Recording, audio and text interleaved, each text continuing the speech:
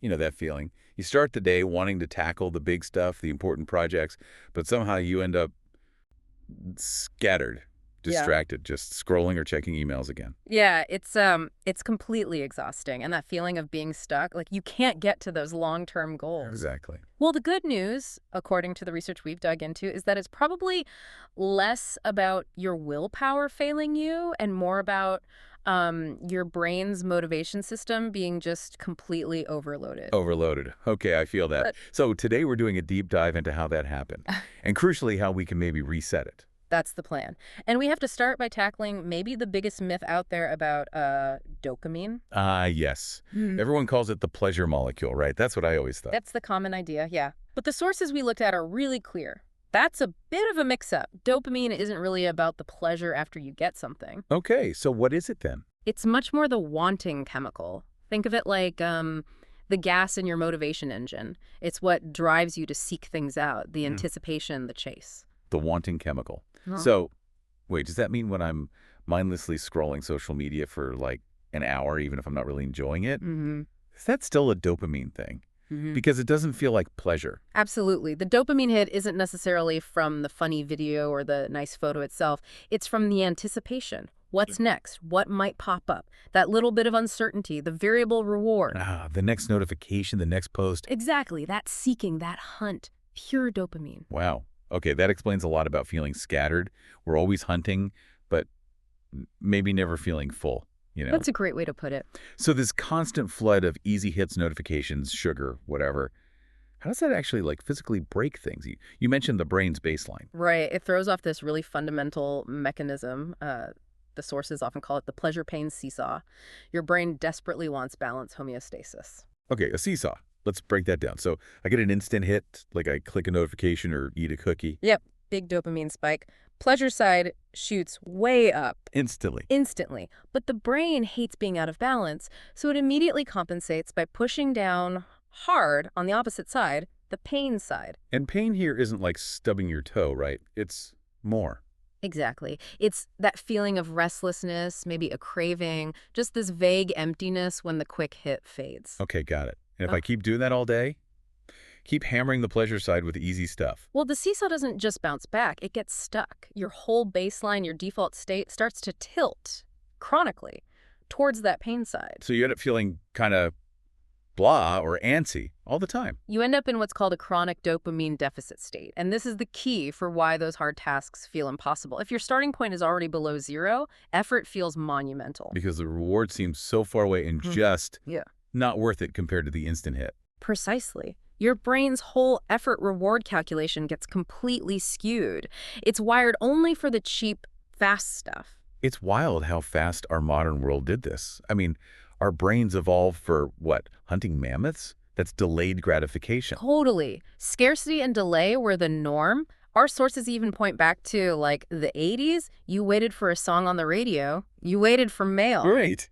You had to wait. Now reward is free. Instant likes, instant food delivery, instant everything. Swiping for the next video. And the danger, as some experts warn, is that instant gratification quickly becomes instant depression because this constant high-level stimulation isn't just making you restless, it's actually having a neurological impact. Okay, you mentioned the prefrontal cortex, the PFC. Yeah. The focus part of the brain. Yes. That's the part that handles focus, impulse control, planning long-term goals. And this constant dopamine hunt, it affects that physically. The evidence suggests yes. Constant, erratic, high stimulation can lead to fewer dopamine receptors in the PFC. Some studies even suggest the cortex itself can get a bit thinner over time. Think of it like a muscle. If you're always giving in to the immediate urge, the dopamine shout, to pursue the easy hit, you're not using the PFC muscle to inhibit that urge or plan something complex. And if you don't use it, It gets weaker. And that weakness translates directly into feeling anxious, unfocused, making poor decisions. It all connects. okay. So brain's wired for cheap hits, PFC's weak. Is the answer just that dopamine detox thing, just quit everything cold turkey? Well, detox is a catchy term, but maybe a bit misleading. You need dopamine. It's motivation. You can't eliminate it. Great, just lie in bed. Pretty much. The real goal isn't quitting forever. It's a dopamine reset. It's about getting that seesaw, that baseline, back to level ground. So normal, healthy things feel rewarding again. Okay, a reset. That sounds more achievable. How do we do it? Is there a plan? There is. The research outlines a kind of multi-step protocol. It takes intention. It's not just a quick fix. All right, let's walk through it. Step 1. Step 1 is the strategic pause. Think of it as the prep phase. Okay, strategic pause, meaning Meaning, you consciously identify one or maybe two of your biggest personal culprits, the high dopamine, low effort things you default to. like scrolling social media or maybe binge watching. Exactly. And you stop them for a set period. The suggestion is usually a minimum of 7 days to even start feeling a difference, but some neuroscientists say closer to 30 days for a really solid reset. 30 days, okay. What needs to get the protocol specific, right? Very specific about the non-negotiables during this pause. First is binge tech. That means social media apps, delete them, don't just log out. Video games, streaming services, and interestingly, political news feeds. Wait, political news, why that? Think about the feeling it generates. It's often outrage or fear or maybe validation if it confirms your views. Those are huge emotional responses. The dopamine spikes. Massive spikes, constant novelty and emotional hits, but usually zero long-term satisfaction or actual problem solving. It just keeps you hooked. Makes sense. Okay, so binge tech is out. What else? Next is unhealthy sex. That includes pornography, compulsive masturbation, and even dating apps, because the pursuit itself, the swiping, is a huge dopamine driver. The hunt again. Always the hunt. Then, consumables. Alcohol, recreational drugs, including marijuana, and sugary junk food. The idea is to keep your mind as unaltered as possible during the reset. Get a clear baseline. Exactly. And the final category is thrill-seeking. This covers things like gambling, compulsive shopping, maybe even high-risk activities like extreme sports if they're done compulsively for the rush. Okay, gambling, shopping. Yeah. You mentioned variable rewards earlier. Why is that kind of unpredictable reward so much more addictive? Yeah. Variable rewards are basically the engine of modern addiction. Think about it. If a reward is totally predictable, like your paycheck arriving every 2 weeks, your dopamine system gets excited leading up to it, you get it, and then it kind of normalizes. Okay. But if the reward is uncertain, like a slot machine or refreshing Instagram, you don't know what you'll get, maybe nothing, maybe something amazing. That uncertainty keeps the dopamine system firing like crazy. Because you might hit the jackpot next time. Precisely. The maybe is incredibly powerful. It keeps you locked in that seeking loop. Wow. Okay, so during this strategic pause, we cut these things. What's the mindset? What happens when the cravings hit? That's the crucial part. You will feel bored. You'll feel restless, maybe irritable. And that's not failure. No, that is the process. That discomfort is your brain, your seesaw, starting to recalibrate back to level. You have to lean into that boredom, tolerate the restlessness. That's the neurological healing happening. Embrace the boredom. Okay? That's a shift. So after we survive the pause, what's step 2? Step 2 is build your focus, Jim. This is where you actively start reconditioning the brain. A focus gym, like lifting weights for my brain. Kind of. The goal is to consciously choose activities that provide a steadier, healthier dopamine release, things that require effort but give you real long-term satisfaction. You're exercising that PFC muscle we talked about. Okay, give me examples. What's in the focus gym? Simple things, really. Reading a physical book, not just scanning articles online. Taking a walk without music or a podcast, just observing. Or even just trying to sit quietly, doing nothing, for maybe 10-15 minutes. Doing nothing. That sounds hard. It is hard at first, especially if your brain is used to constant input. But how does reading a book exercise the PFC? Right. How's that work? Because it demands sustained attention. You have to follow a narrative, ignore distractions, resist the urge to just skim or switch tasks. And the reward, finishing the chapter, understanding the story, is delayed. You have to work for it. Unlike the instant hit of a notification. Exactly. You're strengthening the pathways that handle delayed gratification and focus. Okay, that makes sense. So reading, walking without distraction, quiet time. Are there specific daily practices recommended for this phase? Yes, the sources often highlight 3 core practices for the execution phase. First, self-reflection. Just 10 minutes a day. Could be meditation, journaling, even just thinking about what you're grateful for. And the benefit there is? It helps quiet the noise in the PFC, builds self-awareness, improves your mood baseline. Okay, practice 2. Exercise. Minimum 30 minutes. Doesn't have to be intense, a brisk walk, yoga, anything that gets you moving. We know exercise is good, but the specific dopamine link. It provides a healthy, steady release of dopamine, not the huge spike and crash from, say, junk food or social media. This helps lift your mood and energy levels sustainably. It raises that baseline motivation gently. Stable energy, not wired energy. Yeah. Got it. And the third practice? Connect. Actually talk to another human being, face to face, or even just a phone call with a friend or family member.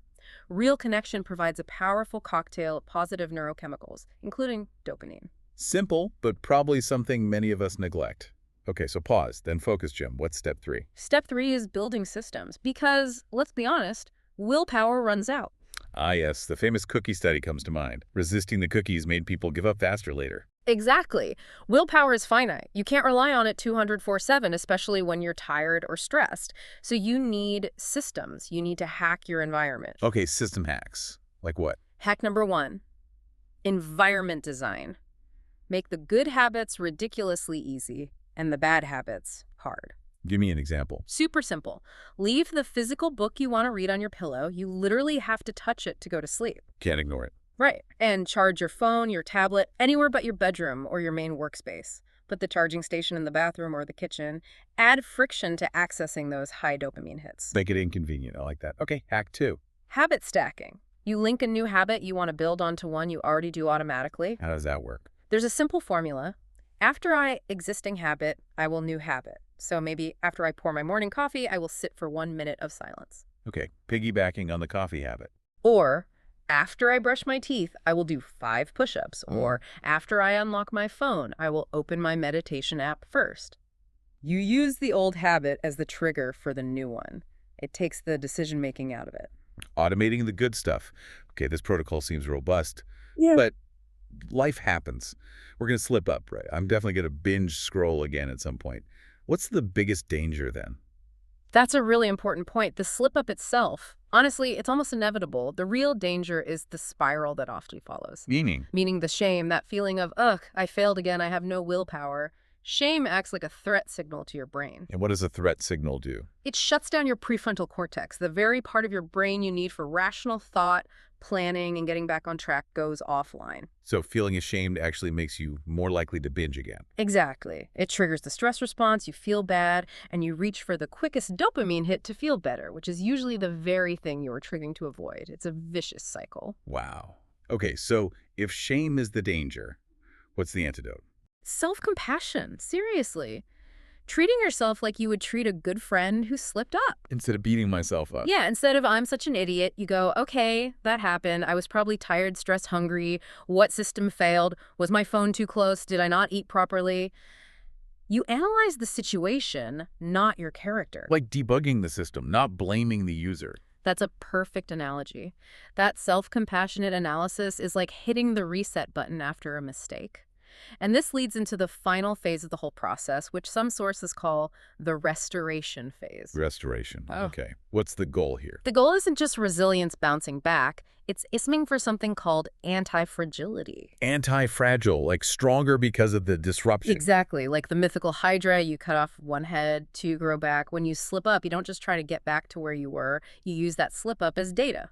What did I learn? How can I make my system stronger because this happened? So it's about intentional consumption, not necessarily permanent deletion forever. Precisely. The long-term goal for most people isn't to live like a monk. It's to be able to intentionally use these powerful tools, tech, food, etc., in a way that serves you instead of controlling you. How do you decide what to let back in and how? You have to ask yourself some hard questions. Does this activity, this app, this substance, truly align with my core values? Does it help me become the kind of person I want to be? So it's about conscious choice. Very conscious. One researcher gave an example. Deciding to use Twitter, but only for specific professional learning, or Instagram only for visual art inspiration, and setting a strict, non-negotiable timer like 20 minutes a day. Using the tool on your own terms. Making it work for your goals, not the algorithm's goals. That's the essence of restoration. That's powerful.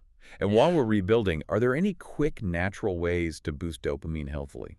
Absolutely. Simple things. Getting that first 15-20 minutes of morning sunlight in your eyes. Huge impact on your circadian rhythm and mood. Prayer or meditation, if that resonates. Even a quick, bracing cold shower can give you a sustained dopamine increase without the crash. Good. Easy wins. Okay, to make this really concrete, you mentioned a case study from the sources. A pretty extreme experiment. Yeah, one individual documented a 30-day experiment where they went completely cold turkey on 4 major things. Yeah. Caffeine, alcohol, any sexual activity leading to ejaculation, and anything sweet, even food. Whoa, Okay. that's intense. Why so extreme? The stated goal wasn't necessarily practical advice for everyone, but to find their absolute pure baseline dopamine level, to see what life felt like with zero common stimulants or major dopamine spikes. And what happened? Cutting caffeine alone is tough for most people. The results were pretty dramatic, apparently. Long-standing sleep problems completely vanished. They reported waking up feeling fully refreshed, high energy, really stable mood and focus throughout the day. Best sleep in 20 years, they said. Amazing. What was the big insight from that? The biggest realization was that what they previously labeled as tired wasn't really tired in the sense of needing sleep. It was actually just the feeling of not being wired. Ah, the absence of the stimulant buzz. Yep. Exactly. They realized they'd been using coffee almost like a security blanket, a life raft of consistency, as they put it, whenever they felt anxious or overwhelmed, even though intellectually they knew it probably made the anxiety worse and definitely messed with their sleep quality. Using it as a crutch even when it hurt. That's relatable. Very. And the other striking thing was just how fast the dependency showed up when they stopped. Withdrawal. Yeah. Within just 2 or 3 days, especially for the caffeine, it really highlighted how quickly our bodies adapt and come to rely on these common substances just to feel normal or really just to feel wired. Underscores the power of these everyday things. Okay, so let's try to synthesize all this. What's the main takeaway for someone listening right now who feels that scatter, that lack of motivation? I think the core message is actually hopeful. It's that your brain isn't fundamentally broken. It's more like it's running perfectly good software, but that software was designed for a completely different environment than the one we live in now, this high stimulus, instant gratification world. So it's overloaded, not broken. Exactly. And the path forward isn't necessarily about finding some magic bullet or blaming yourself. It's about understanding the system, the seesaw, the PFC, and consciously shifting away from chasing those cheap temporary peaks that inevitably lead to crashes.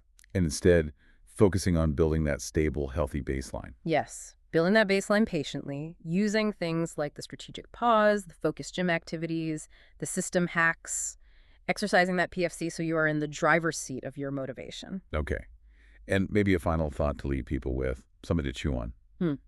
The goal here ultimately isn't just about feeling good for a second or achieving perfect balance, is it? It feels like it's about something deeper. I agree. Maybe it's about regaining a sense of capability, that feeling that you can trust yourself to follow through, to tackle hard things, to direct your own attention and energy consistently over the long haul. That sustained feeling of capability. So the question for you listening is, how can you start building that feeling, that self-trust, starting today? What's one Well, small step you can take?